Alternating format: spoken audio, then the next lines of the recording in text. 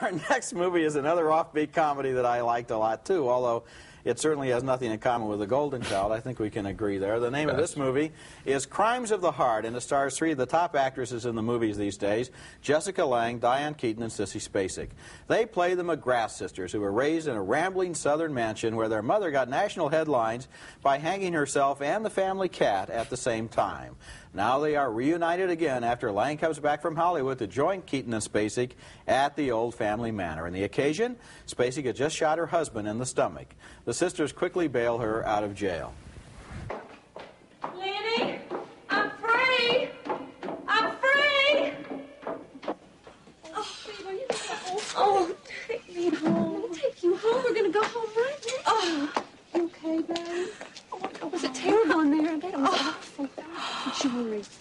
Babe! Oh, little babe!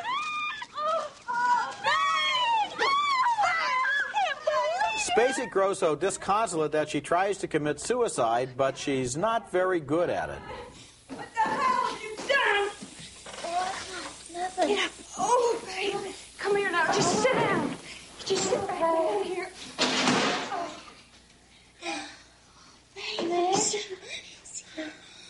I'm okay. Here, put your head between your knees. Now breathe deep. Meg. Come on, do what I say. I know why she did it. I know why she Come on, did just it. do what I'm saying. I know why she done it. Oh, babe, why? Why? Why what? Why did you put your head in the oven?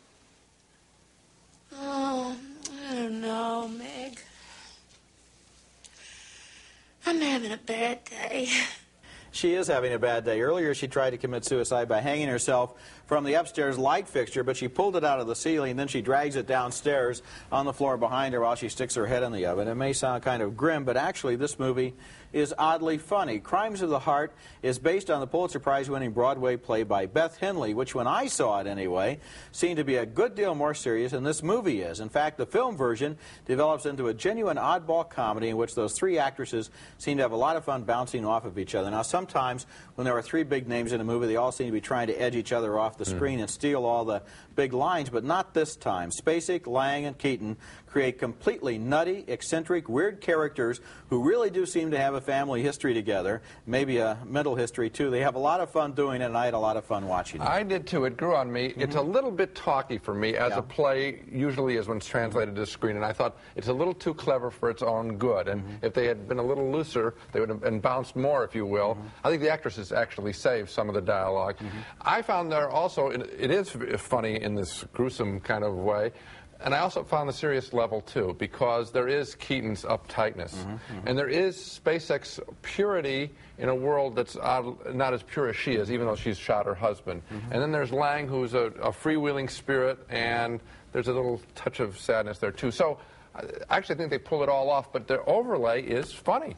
One of the movies I was reminded of course, was Night Mother, the Sissy Spacek's last film, where she spends 2 hours talking about how she's going to commit suicide. She says more about suicide and several other things in 10 minutes in this movie than she did in 2 hours of the other one. I agree. And this movie has, when you said it grew on you, me too. At first I thought another one of these film plays where they're going to sit around and talk for hours.